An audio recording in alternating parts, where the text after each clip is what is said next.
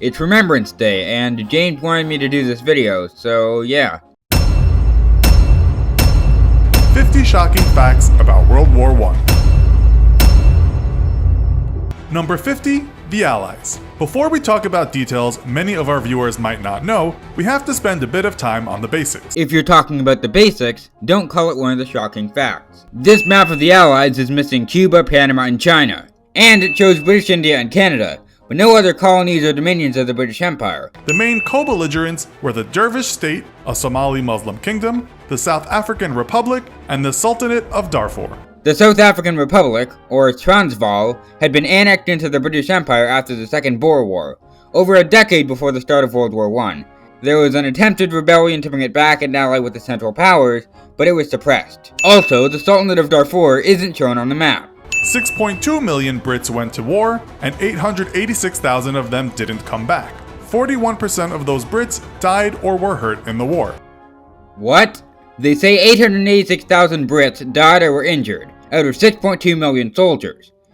886,000 is not 41% of 6.2 million. These countries suffered the worst in terms of military losses. Austria-Hungary, the Ottoman Empire, and Bulgaria all suffered worse than the USA, India, Australia, and Canada, with 1.02 million, 305,000, and 87,000 dead or missing in action respectively. Number 47, a chain reaction. Okay, now that we have some of those basic facts over with, let's talk about more obscure things. Some people say one man was the catalyst for the beginning of the war. His name was Gavrilo Princip. That's not exactly obscure. Also, Gavrilo Princip had facial hair.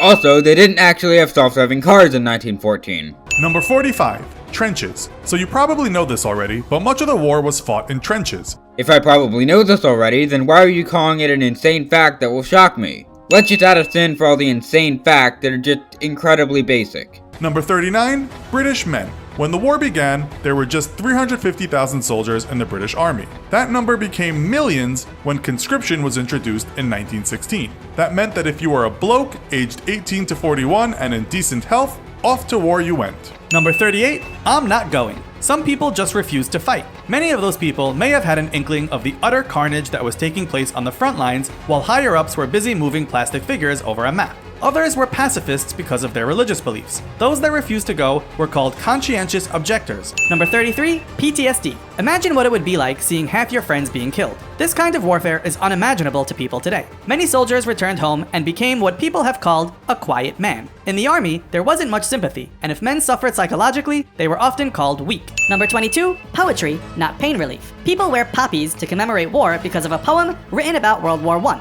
That poem is called In Flanders Fields. Number 11, the Sorry Somme. The worst battle in British history was at the Battle of the Somme. Some 60,000 British men died in just one day. It's said more than 1 million British, French, and German troops were killed or injured. One man writes, I looked him straight in the eye and told him, I said, I respectfully refuse to obey your orders. Who was this man? Number 32, how do you really feel? We found this excerpt from a book written after the war about the mental state of some men that came back.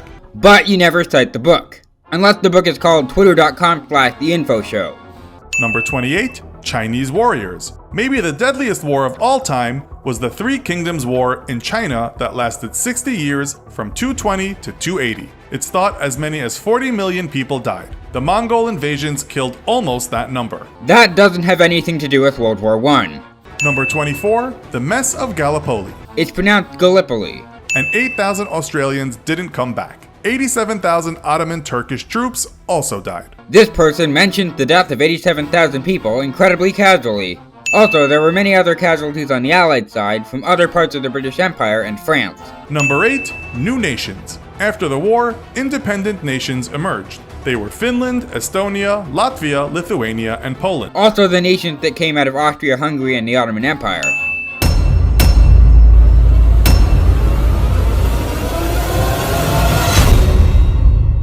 Be sure to like, share, and subscribe.